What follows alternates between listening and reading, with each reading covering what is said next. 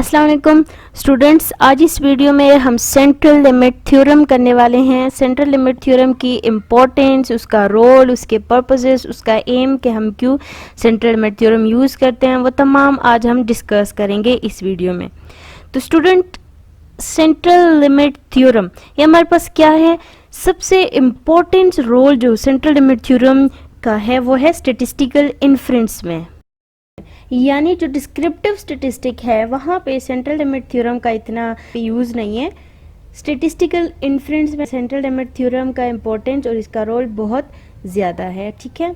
इसके अलावा student, central limit theorem है क्या? Central limit theorem concern with mean of large samples, यानी जो सैंपल का लार्ज सैंपल का जो आप मीन निकाले वहाँ पे सेंट्रल लिमिट थ्योरम का रोल स्टार्ट हो जाता है। Central limit theorem holds for samples from any parent population, for any parent population की कोई भी पेरेंट पॉपुलेशन हो। पेरेंट पॉपुलेशन कौन से पॉपुलेशन होते हैं? जहाँ से आपने रेंडम सैंपल लिया हुआ होता है, जहाँ से हम क्या करते हैं, सैंपल्स, रेंडम सैंपल ड्रॉ करते हैं, वो पेरेंट पॉपुलेशन कहलाते हैं। चाहे डिस्ट्रीब्यूशन कोई भी हो, जो भी डिस्ट्रीब्यूशन हो, what ever distribution is. Central limit theorem हम यूज क्यों करते हैं? देखें, सेंट्रल लिमिट थ्योरम हमसे क्या कहता है कि CLT states that a population having mean mu and a finite variance sigma square with unknown distribution, ठीक है, कि आपने जो रैंडम सैम्पलिंग की हुई है जिस पॉपुलेशन से, वहाँ उस पॉपुलेशन का मीन म्यू है और उसका जो वेरिएंस है और या standard deviation, finite standard deviation और फाइनाइट वेरिएंस है उसका, और उसकी डिस्ट्रीब्यूशन का हमें कोई कुछ नहीं पता, ठीक है, उसकी डिस्ट्रीब्यूशन के बारे में हम कुछ नहीं जानते। Then the distribution of X bar क्या है? Sample mean. Then the distribution of X bar follows a normal distribution. CLT क्या कह रहा है कि तो उस सैम्पलिंग जो एक्स बार है, एक्स बार का डिस्ट्रीब्यूशन क्या होगा?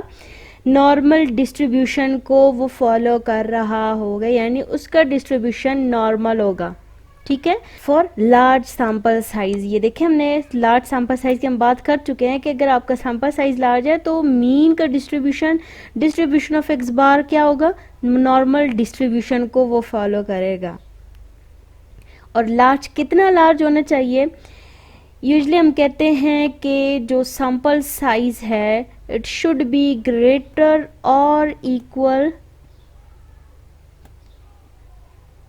टू 30। अगर वो ग्रेटर और इक्वल टू 30 है तो इट मीन्स दैट यहाँ पे इसका मतलब क्या हुआ कि सैंपल साइज इज लार्ज।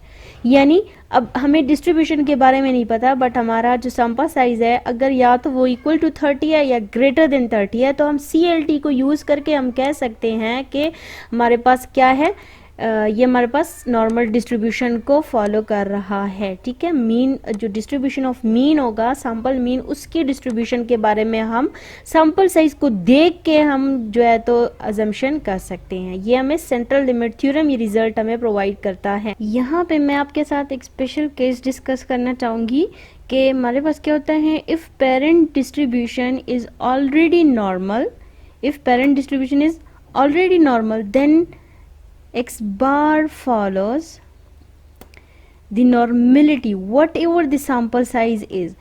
यानी अगर जो पेरेंट डिस्ट्रीब्यूशन है वो ऑलरेडी हमारे पास नॉर्मल डिस्ट्रीब्यूशन को फॉलो कर रही है, तो जो पेरेंट डिस्ट्रीब्यूशन है उससे अगर हम रैंडम सैम्पलिंग कर लें और सैंपल लेने के बाद हम उसका मीन फाइंड कर लें, तो जो मीन का डिस्ट्रीब्यूशन होगा वो हमारे पास क्या होगा? वो भी नॉर्मल डिस्ट्रीब्यूशन ही कहलाएगा, चाहे सैंपल साइज कुछ भी हो, ठीक है। सैंपल साइज अगर लेस देन भी 30 है तो भी वो नॉर्मल डिस्ट्रीब्यूशन को ही फॉलो करेगा अगर उसका पेरेंट डिस्ट्रीब्यूशन नॉर्मल डिस्ट्रीब्यूशन है तो ये यहाँ पे हमारे पास सेंट्रल लिमिट थ्योरम का केस जो है वो नहीं कहलाएगा। ये सेंट्रल लिमिट थ्योरम यहाँ पे नहीं है। यहाँ पे पेरेंट डिस्ट्रीब्यूशन पहले से हमें बताया हुआ है कि वो ऑलरेडी नॉर्मल डिस्ट्रीब्यूशन है। अब आप उससे सैंपल ले लें और उनका मीन फाइंड करके उसके डिस्ट्रीब्यूशन के बारे में आप बात करें तो वो ऑलरेडी नॉर्मल ही कहलाएगा, ठीक है।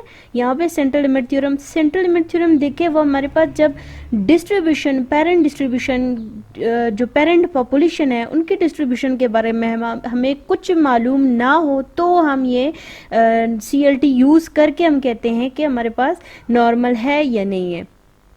देखिए CLT सेंट्रल लिमिट थ्योरम, हमें नाम से पता चल रहा है कि यहाँ पे हमारे पास क्या है, सेंट्रल लिमिट थ्योरम, यानी लिमिट लगाई हुई है।